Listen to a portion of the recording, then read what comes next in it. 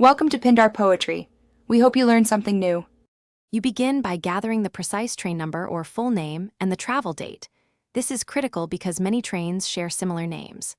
Once done, make sure you know the boarding station code that narrows searches and avoids wrong results. You should also confirm you have network access on your phone. Without data, live status queries will fail. Now open your preferred app or service and enter the train number, date, and boarding station to start the live status lookup. You now choose a method. Official railway apps give the most reliable real-time tracking, while SMS or UST works when your data is poor. Enter the train number and date, then read live position, expected arrival times, and platform updates.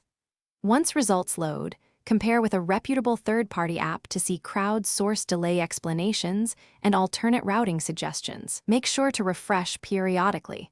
Live data changes often, and note any diversion or speed restrictions listed in the status feed. Finish by saving the train into your app's tracking list or enabling push and SMS alerts so you get updates automatically. This prevents repeated manual checks. If results look wrong, verify the train number and travel date again, then restart the app or try another service. Discrepancies often come from input errors or temporary server lag. As a tip, if nothing updates, toggle mobile data or switch networks. If issues persist, contact the railway helpline with the verified train number and timestamp screenshots. Thanks for watching.